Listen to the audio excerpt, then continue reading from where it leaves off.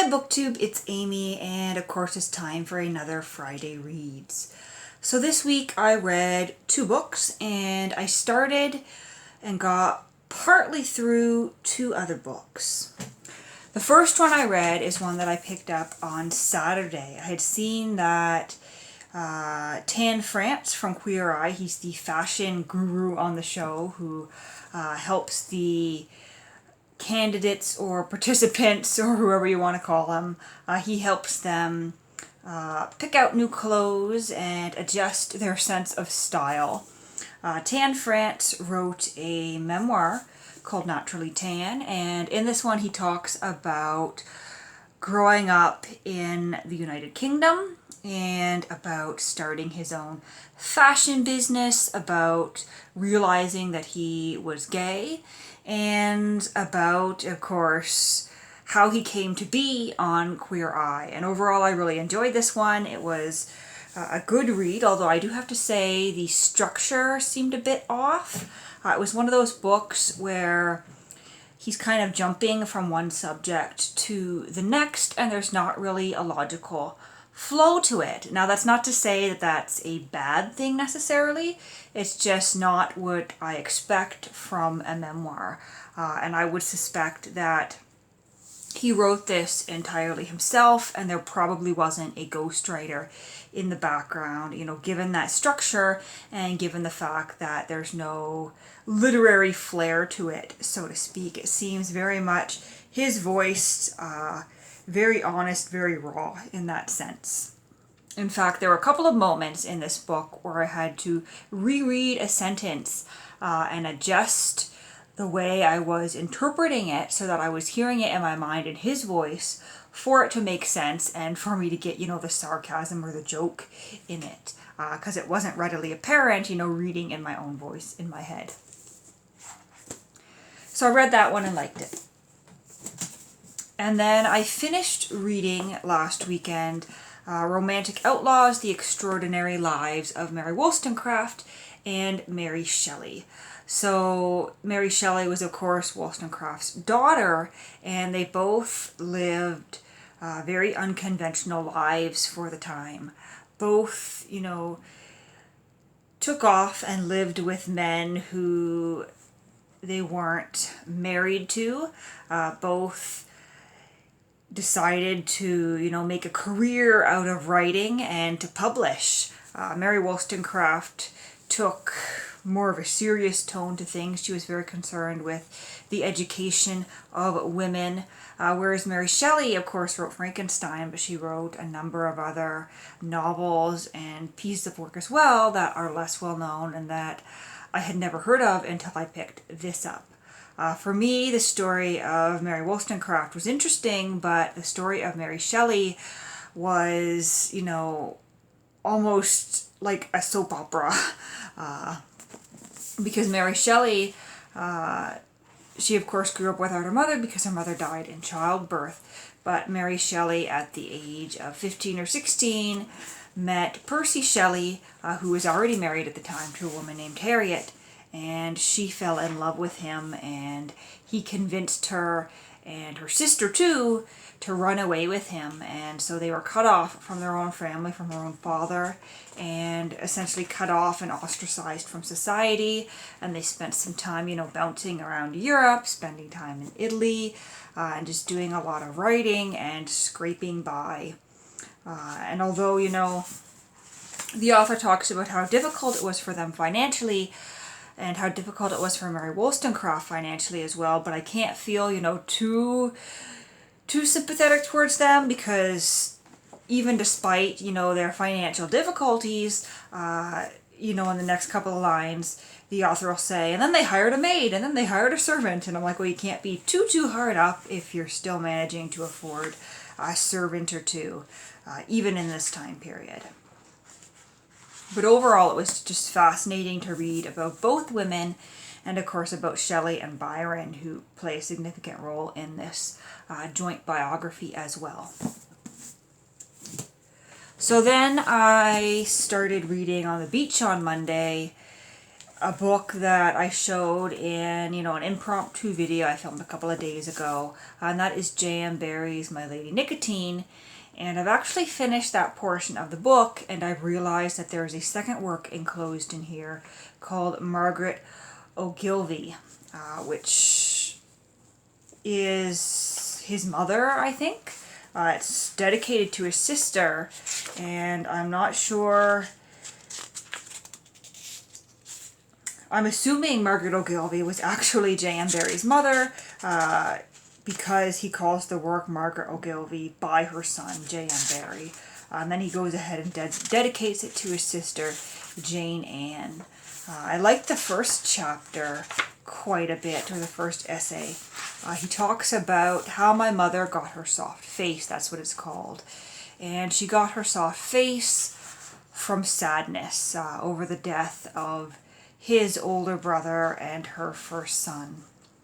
It's a bit of a heartbreaking bit to read because he tries to behave like the dead son and dress like the dead son to cheer her up.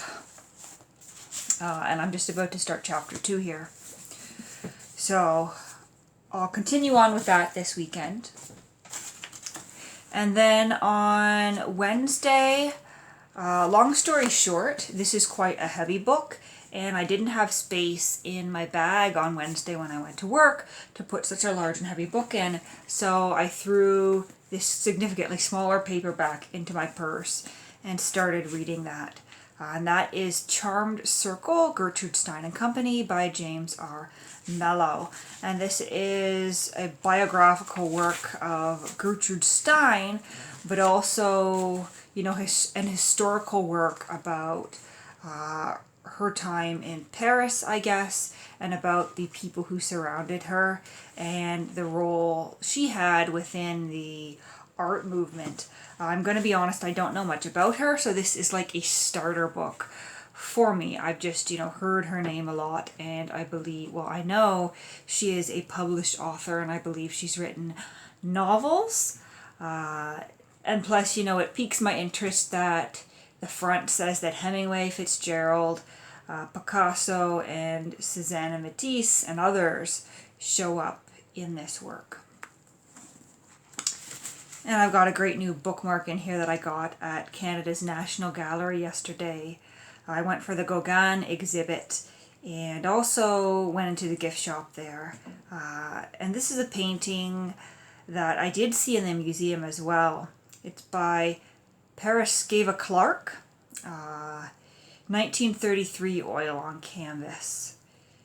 And it's one that's quite striking. She is, looking you dead on in the face with, I wouldn't call it arrogance, I'd call it confidence. She is someone you would want to know. So I went and I saw that special exhibit, but I was able, when I was at the National Gallery yesterday, to see the Canadian exhibit for the first time. Last time I went, shortly after I moved to Ottawa, the Canadian exhibit was closed for renovations. That would have been early 2017.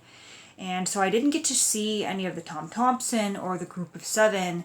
And I have to say, when I went in and I saw Group of Seven and Tom Thompson paintings for the first time, it was a breathtaking experience, and I used that literally. So I was wandering through the Canadian exhibit knowing I was getting to Tom Thompson soon, and all of a sudden I turned a corner and one of these, these gigantic paintings, because they painted on these giant canvases, just like hits me dead in the face.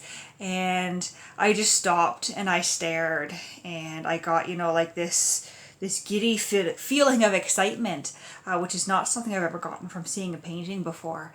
But Tom Thompson's paintings are something extraordinary in and of themselves. And just the color that the Group of Seven used as well, the colors and the painting style. It's something, very vivid and very much, it's that same feeling you get when you're actually out in nature in those places and seeing these things. It's like they captured that so well, and although Tom Thompson wasn't technically a member of the Group of Seven, he's associated with them, and he is my favorite artist of all time. He tragically died in 1917, I believe, up in northern Ontario. They're not sure entirely what happened, but they believe that his boat capsized and he drowned. So that was quite a tragic end for someone so young who was really just getting started with their art. But of course, the Group of Seven is legendary in Canada. And when they first opened their first art show, they were met with a lot of criticism. A lot of people saying, this is horrible, that's not art, because it was something completely different from what the art public had seen in Canada before. It wasn't a lot of the tradition. It wasn't at all the traditional European style. Instead, I believe they had spent some time in Europe and kind of absorbed some of the art movements that were emerging there, and then they came back to Canada and started painting in an entirely new style, all these landscapes of the Canadian wilderness, the Canadian nature, and people hadn't seen anything like that before. There is one particular painting, I think it might be an A.Y. Jackson painting, but it is, just on this massive canvas, and it is a garden with all these brilliant colors, and on the wall beside it with the description, apparently when it first debuted, one critic described it as, a giant tomato salad. People were critical of him choosing such a large canvas to paint a garden scene. I guess there was the thinking that, garden scenes belonged on smaller canvases, and large canvases were perhaps for, portraits and that sort of thing. But I think part of why the Group of Seven paintings and Tom Thompson's paintings have such an impact is because they're on these massive canvases. And so you really see everything as this vast expanse. But enough about art. I picked up this bookmark and I started in on this, and so far I've just learned about the studio that they kept in Paris and a little bit about Gertrude Stein's early life, about how she went to medical school and how she studied psychology.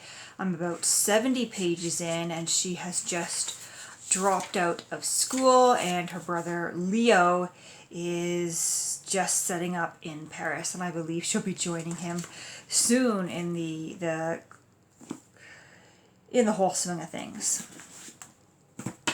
So I'm going to finish those two books over the weekend. I've got another 3-day long weekend because Canada Day is on Monday, so I'll probably read some more books as well. I might end up getting to another W. Somerset Maugham. I have a copy of Up at the Villa that I picked up last weekend. So this is one of his shorter works. It's really tiny. I would almost call it a novella as opposed to a novel. So the back here says that balmy June night at the villa, when the light Tuscan air was warm and scented, the beautiful English widow's idle reverie became a reckless, passionate reality, and for a brief, blissful spell, the melancholy stranger found that the misery of life was dissolved in perfect loveliness. Then tragedy struck. So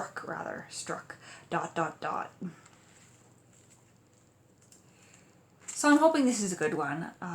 This was published, let's see, it's telling me it was published in 1953, so that's quite possible.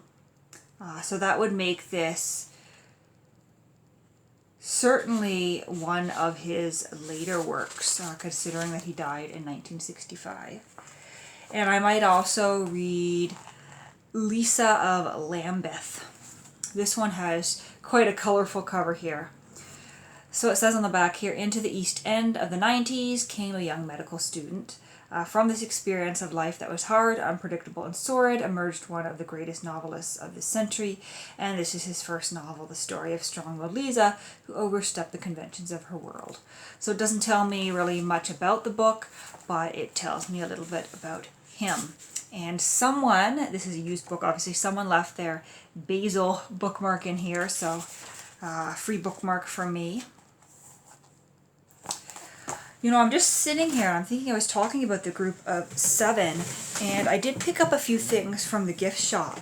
So I'm going to reach over here, sorry to get out of frame, and I'll show you this. So I bought, you know, a small print of Tom Thompson's Northern River. It's in plastic here, so it's a little bit shiny.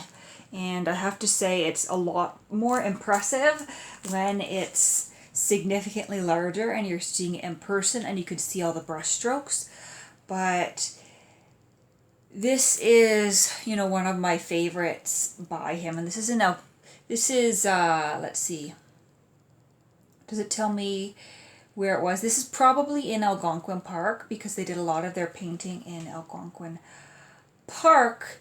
But he is considered, you know, a great painter of the Ontario Northwoods landscapes. And there are a lot of paintings like this. Let me pull this out of the wrapper. There are a lot of paintings of trees. And there's one specific painting that's a pine tree that's absolutely famous. But I prefer some of the other ones. You get the sense when you look at this, especially in person, that you are really there in this space because the painting sort of captures not the objects themselves as you would really see them, but the feeling. They capture the spirit of being out there in nature. So here is a J.E.H. MacDonald. J.H. MacDonald is another Canadian painter that I like quite a bit. He was a member of the group of 7. And just you can see vivid color really capturing the spirit of things. And you can't see very well on this postcard, but once again, very breathtaking brush strokes. And then I got this, which has nothing to do with Canadian art, but it's a painting by Paul Peel, the Venetian bather that I saw in the European exhibit, I think.